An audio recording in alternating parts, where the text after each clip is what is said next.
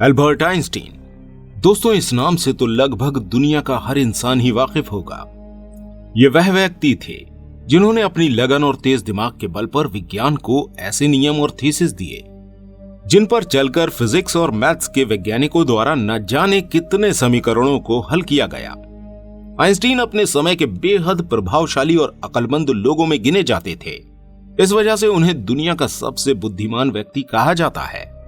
उनकी बुद्धि का स्तर इतना ऊंचा था कि जो बात हम जैसे आम इंसान सोच भी नहीं पाते हैं, उसको उन्होंने सोचा समझा और दुनिया को समझाने के लिए सरल शब्दों में भी कन्वर्ट कर दिया। एल्बर्ट आइंस्टीन भौतिक विज्ञान से जुड़े थे, जिनके द्वारा थ्योरी ऑफ रिलेटिविटी और द फोटो इलेक्ट्रिक इफेक्ट नियम को बनाकर सारी दुनिया को हैरानी में डाल दिया था। आइंस्टीन द्वारा दिए गए नियमों और आविष्कारों के लिए उन्हें 1921 में नोबेल सम्मान भी प्राप्त हुआ था।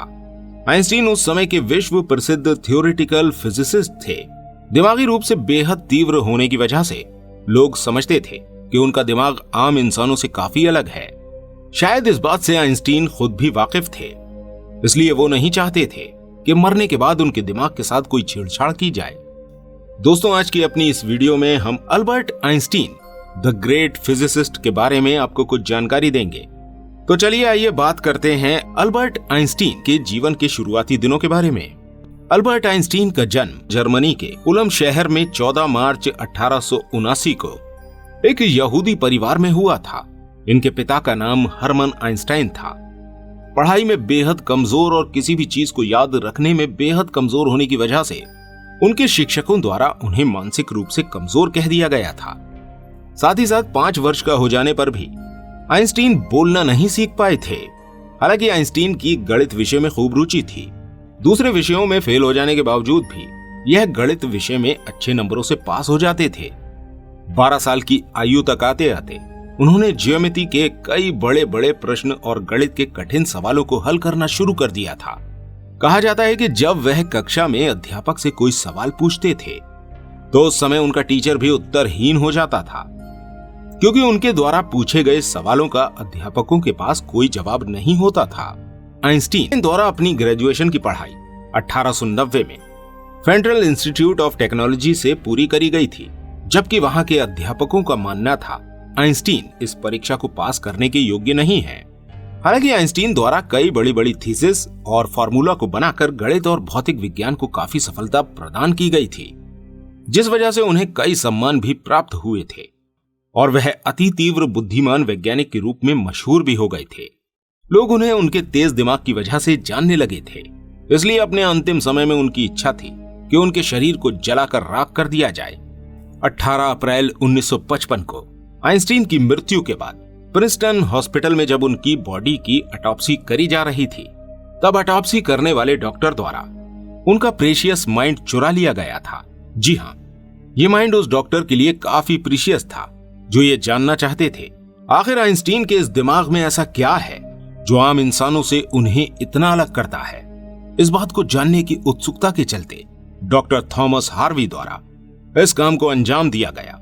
अल्बर्ट आइंस्टीन के बेटे हंस एल्बर्ट को किसी तरह इस बात के लिए राजी कर लिया था कि वह ऑटोप्सी के समय आइंस्टीन के दिमाग को निकाल लेंगे। उनको आइंस्टाइन के दिमाग पर प्रयोग करने की इतनी उत्सुकता थी कि उन्होंने इसके बाद होने वाले परिणामों की भी परवाह नहीं की थी। अब इस बात की जानकारी होने के बाद हॉस्पिटल द्वारा डॉक्टर थॉमस हार्वी को ड्यूटी से सस्पेंड कर दिया गया था। डॉक्टर थॉमस हार्वी आइंस्टाइन के बेटे हंस एल्बर्ट से परमिशन लेकर आइंस्टाइन के दिमाग में छुपे रहस्य को दुनिया के सामने लाना चाहते थे। डॉक्टर हार्वी पोस्टमार्टम स्पेशलिस्ट एक पैथोलॉजिस्ट थे। इस कारनामे को करने के बाद डॉक्टर हार्वी को उनकी जॉब से निकाल दिया गया था। अल्बर्ट आइंस्टीन के दिमाग के साथ प्रयोग करने के लिए ना तो उनके पास काबिलियत थी, ना ही इस तरह की कोई लैब जिसमें वो इस तरह का न्यूरो एग्जामिन कर सकें। डॉक्टर हार्वी द्वारा आइंस्टाइन का दिमाग जो वो प्रिजर्व कर चुके थे, कई जगहों पर ले जाया गया। सबसे पहले वो पेंसिल्वेनिया से शहर फ्लोरिडा ले जाया गया। उन्होंने इस दिमाग की कई फोटोज लेने के बाद उसे अलग अलग 200 छोटे टुकड़ों में काटकर कई जारों में प्रिजर्व कर दिया। उनके द्वारा किए गए इस काम को लेकर अक्सर ही डॉक्टर हार्वे के घर में फैमिली टेंशन होने लगती थी। उनकी बीवी का कहना था कि वो इस ब्रेन को यहां से हटाकर फेंक देगी। ये फैमिली टेंशन धीरे धीरे इतनी बढ़ चुकी थी कि एक दिन इन हस्बैंड वाइफ में इस ब्रेन को लेकर डिवोर्स तक हो गया था। इसके बाद डॉक्टर हार्वे इस ब्रेन को लेकर दूसरे शहर में शिफ्ट हो गए, जहां उन्होंने एक लैब में मेडिकल सुपरवाइजर की नौकरी कर ली और इसके साथ ही साथ अपने फ्री टाइम में भी आइंस्टाइन के दिमाग के साथ छोटे मोटे प्रयोग भी करते रहे। कई साल गुजर जाने के बाद भी डॉक्टर हार्वे को इन छोटे मोटे प्रयोगों से कुछ भी हासिल नहीं हुआ था। हारकर उन्होंने आइंस्टीन के दिमाग के इन छोटे छोटे 200 टुकड़ों को दुनिया भर के जाने माने न्यूरोपैथोलॉजिस्ट के पास रिसर्च करने के लिए दे दिया। उनके द्वारा किए गए इस बेहतरीन काम के परिणाम स्वरूप आइंस्टीन की मौत के पूरे 30 साल बाद 1985 में पहली बार आइंस्टीन के इस तेज दिमाग पर कोई स्टोरी पब्लिश की गई। इसके बाद लगभग 28 सालों तक दुनिया भर में न्यूरोपैथोलॉजिस्ट द्वारा रिसर्च करने के बाद कई स्टडीज को पब्लिश किया गया। उन्हीं स्टडीज के आधार पर बताया गया कि आइंस्टीन का दिमाग हम आम इंसानों के दिमाग से बहुत अलग था। रिसर्च स्टडी में सबसे बड़ा अंतर इस दिमाग के कॉर्पस कॉल्सम नामक भाग में पाया गया था। यहां आपको बताना जरूरी है कि यह भाग इंसान के दिमाग के किस हिस्से में पाया जाता है। सबसे पहले हम आपको बता दें कि इंसान का दिमाग 2 भागों में बटा होता है। हमारी आंखों द्वारा देखा गया कोई काम सबसे पहले हमारे दिमाग के किसी एक हिस्से में प्रोसेस होता है और फिर दिमाग का वो हिस्सा शरीर के किसी अंग को उसके आगे की प्रक्रिया करने के लिए आदेश देता है। यहाँ हमारे दिमाग का left side right side body को और राइट साइड ब्रेन हमारी लेफ्ट साइड की बॉडी को कंट्रोल करता है। इसके साथ ही रिसर्च के द्वारा यह भी मालूम हुआ कि आम इंसानों का लेफ्ट साइड ब्रेन बोलने लिखने समझने और मैथमेटिक्स सॉल्यूशन का काम संभालता है, वहीं राइट साइड ब्रेन क्रिएटिव होता है, जिसके लिए वह आर्ट, म्यूजिक, डांस जैसी चीजों को पहचानता और एक्सेप्ट करता है। ब्रेन के इन दोनों पार्ट्स को जो हिस्सा जोड़ता है वो कॉर्पस कॉल्सम कहलाता है। ये कॉर्पस कॉल्सम दोनों साइड के ब्रेन्स में कम्युनिकेशन का काम करता है। जैसे कि यदि हमारा लेफ्ट साइड ब्रेन कोई गलती करता है तो वहां पर राइट साइड ब्रेन फौरन एक्टिव होकर लेफ्ट साइड को गलती सुधारने का कमांड देता है। आइंस्टीन के दिमाग में यही भाग इंसानों के दिमाग की तुलना में बड़ा पाया गया था। इसका मतलब यह था कि उनके दिमाग के दोनों हिस्सों का आपस में बहुत अच्छा तालमेल था। इसी वजह से आइंस्टीन द्वारा एक ही समय में कई क्रिटिकल प्रॉब्लम और सॉल्यूशन एक साथ सॉल्व कर लिए जाते थे और वे वहां तक सोच पाते थे जहां तक कोई भी आम दिमाग नहीं सोच पाता है। इसके अलावा एक और डिफरेंस जो आइंस्टीन के दिमाग में पाया गया था वो था उनके दिमाग का पेरिटल आम इंसानी दिमाग से थोड़ा अलग होना। इसकी वजह से उनके दिमाग में न्यूरॉन्स का स्तर काफी अधिक था।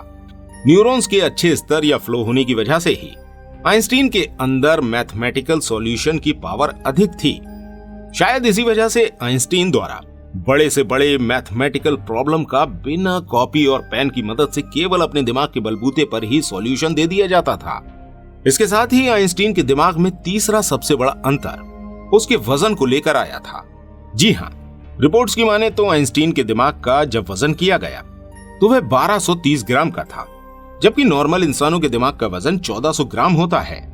रिसर्च की रिपोर्ट के अनुसार आइंस्टीन के दिमाग की लाइनिंग बेहद पतली थी, जिस वजह से उनके दिमाग में न्यूरॉन का स्तर बहुत अच्छा पाया गया था, जिस वजह से वो दिमाग एक स्वस्थ और आम दिमाग से अलग स्तर का था। इन रिपोर्ट के साथ ही एक सवाल उठा था कि क्या अल्बर्ट आइंस्टीन शुरू से ही इसी दिमाग के साथ पैदा हुए थे या फिर उनका यह दिमाग वक्त के साथ ग्रोथ करके इस पोजीशन में पहुंच गया था। इस पर रिपोर्ट्स कहती हैं कि आइंस्टीन के दिमाग में ये ग्रोथ उनकी पैदाइश के समय नहीं बल्कि जन्म लेने के बाद धीरे धीरे विकसित हुई थी, क्योंकि जब आइंस्टीन लगभग 5 वर्ष के थे तब तक वह बोलना नहीं सीखे थे और जब उन्होंने बोलना शुरू भी किया तो वो बहुत कम ही बोल पाते थे। साथ ही साथ उनके पास किसी भी चीज को याद रखने की ताकत बहुत कम थी और वे अक्सर अपनी सोचों में ही गुम रहते थे। स्टडी के दौरान आइंस्टीन मैथ और साइंस के फॉर्मूले बहुत अच्छी तरह सॉल्व कर पाते थे, जबकि लर्निंग सब्जेक्ट में वो काफी पिछड़े हुए थे। लेकिन 12 और 14 साल की उम्र में पहुंचते पहुंचते आइंस्टीन की पकड़ मैथ्स और ज्योमेट्री में बहुत अच्छी हो चुकी थी और 24 साल की उम्र तक आइंस्टीन ने अपने 4 रिसर्च प्रोजेक्ट पब्लिश करके सारी दुनिया को अचंभे में डाल दिया था। उनके द्वारा दी गई थीसिस और फॉर्मूले के बिना अगर हम आज के मैथ्स या फिर फिजिक्स को देखें तो ये हमें अधूरे प्रतीत होंगे। रिसर्च करने वालों द्वारा बताया गया था कि आइंस्टीन द्वारा पूछे गए सवालों का जब उन्हें कोई जवाब नहीं मिलता था तो वह अपने दिमाग पर ही जोर डालकर अपने सवालों के जवाब को ढूंढा करते थे, जिस वजह से उनका दिमाग इस तरह के जवाब ढूंढने के लिए विकसित होने लगा था। आज भी महान अल्बर्ट आइंस्टीन का ये एक्स्ट्रा ऑर्डिनरी ब्रेन अमेरिका के म्यूजियम में बड़ी हिफाजत से संरक्षित रखा हुआ है। तो दोस्तों, ये थी आइंस्टीन के दिमाग के ऊपर हमारी एक छोटी सी वीडियो। उम्मीद करते हैं हमारी इस वीडियो से आपको अपने दिमाग के बारे में भी कुछ जानकारी जरूर मिली होगी। मिलते हैं आपसे अपनी नई वीडियो में, तब तक के लिए गुड बाय।